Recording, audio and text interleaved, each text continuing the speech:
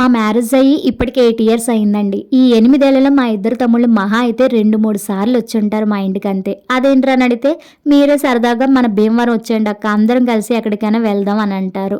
ఎలాగో సంక్రాంతికి వచ్చేస్తున్నాం కదా అని అనుకుంటే, వీడు చెప్పా పెట్టకుండా సడెన్‌గా ఎంట్రీ ఇచ్చాడు. 2 డేస్ ఉంటానక్క అన్నాడు. చాలా హ్యాపీగా ఫీల్ అయిపోయాను. ఆ ఉన్న 2 డేస్ కూడా ఒక రోజేమో అన్నవరం, ఇంకొక రోజు కాకినాడ తీసుకెళ్ళాడండి. ఇంక వాడు మన ఇంటి దగ్గర ఉన్నదేది, "నీకిష్టమైన వంజరం పులుసు పెడతానన్నా సరే, అబ్బా! అవన్నీ సంక్రాంతికి మన ఇంటికొచ్చిన తర్వాత చేసి పెడదువులే. ఇప్పుడు ఎక్కడికైనా వెళ్దాం బావగారు, పిల్లలు, నువ్వు, నేను" అని చెప్పేసి తీసుకెళ్ళాడు. ముందైతే ఎస్ఆర్ఎంటీ మాల్‌కి వెళ్ళి అక్కడ ఫుడ్ తీసుకొని పిల్లలకి గేమ్స్ అవి ఆడించి, ఆ తర్వాత బీచ్‌కైతే వెళ్ళామండి. బీచ్‌లో కూడా ఎక్కువ టైం స్పెండ్ చేయలేదు. క్లైమేట్ బాగోక మళ్ళీ వెంటనే వచ్చేసాము.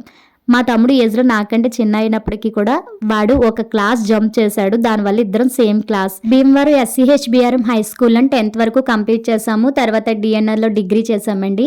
డిగ్రీ లాస్ట్ ఫైనల్ ఇయర్‌లో కెమిస్ట్రీ ఎగ్జామ్ అయిన మరుసటి రోజే నన్ను పెళ్లి కూతురిని చేయడం అన్నమాట. పెళ్లి చేసుకొని నేను ఇటువైపు కాకినాడ వైపు వచ్చేసాను.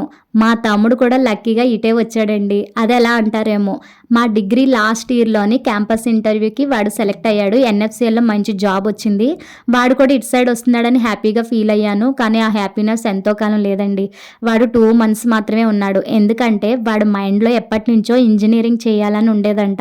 కానీ ఫినాన్షియల్‌గా ఒకవేళ మా నాన్నగారికి ఏమైనా ఇబ్బంది అవుతుందేమోనని చెప్పలేదు. ఇంటర్ కంప్లీట్ అయిన తర్వాత బీటెక్ చేద్దాం అన్న టైంకి అక్క పెళ్లి. ఆ తర్వాత పోనీ అట్లీస్ట్ డిగ్రీ అయిన తర్వాత ఎంసీఏ చేద్దాం అనుకున్నప్పటికీ నా పెళ్లి. అంతే కదండీ! అయినా మన మధ్యతరగతి కుటుంబంలో ఆడపిల్లల పెళ్ళిళ్ళు ఘనంగా అవ్వాలి అంటే మగపిల్లల చదువులు సాక్రిఫైస్ చేయాల్సిందే.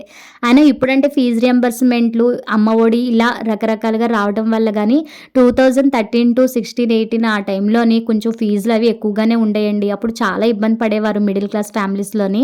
కానీ మా ప్లస్ పాయింట్ ఏంటంటే మా నాన్నగారు, మా అమ్మగారండి వీళ్ళు ఉన్న నలుగురు పిల్లల్ని కూడా సమానంగా చూసేవారనమాట. ఆడపిల్లలు, మగపిల్లని తేడా లేకుండా మేము తినే ఫుడ్డు, వేసుకునే బట్టలు, చదువుకునే చదువు సమానంగా ఉండాలని చూసేవారు. మధ్యలో మాకు మంచి సంబంధాలు రావడంతో అక్కకి, నాకు పెళ్ళిళ్ళు చేశారు. అలాగే ఎప్పుడైతే మా తమ్ముడికి ఇలా ఇంజినీరింగ్ చేయాలని వాడి బ్రెయిన్‌లో ఉందని తెలుసుకున్నారో వెంటనే భీమవరం వచ్చేయమ్మని ఫోన్ చేశారు. ఇంకా మా తమ్ముడు ఇంకా హ్యాపీగా ఫీల్ అయిపోతూ భీమవరం వెళ్ళాడు. ఎలాగైనా ఉన్నంతలోనే అప్పు చేసైనా సరే ఎంసీఏ చదివిద్దామని మా నాన్నగారు ఫిక్స్ అయిపోయారు. విష్ణు కాలేజ్‌లో ఎంసీఏ చేశాడు. ఇప్పుడు ఎన్ఎఫ్‌సీఎల్ కంటే కూడా డబల్ మంచి జాబ్ సంపాదించుకున్నాడండి. సో, కష్టే ఫలి అంటారు కదా పెద్దవాళ్ళు, అది నిజమేనండి. మనం ఫస్ట్‌లో కష్టాలు కొన్ని పడ్డాము అంటే ఫలితం మాత్రం మంచిగా ఉంటుంది. ఎప్పుడు మనం ఒక దారి అనుకున్నప్పుడు ఆ దారిలోనే వెళ్తే బాగుండు అని అనుకోకూడదు. అప్పుడప్పుడు ఆ దారి మూసుకుపోయినా దానికంటే మంచి దారి ఇంకో వైపు ఉందని మనం ఆలోచించాలండి. సో, మనం అనుకున్నది అవ్వలేదని దిగులు పడి కూర్చునే కంటే దానికి ఇంకో వే ఏమైనా ఉందేమో, లేకపోతే దానికి ఆల్టర్‌నేటివ్‌గా ఇంకోటి ఏమైనా ఉందేమోనని ఆలోచించాలి.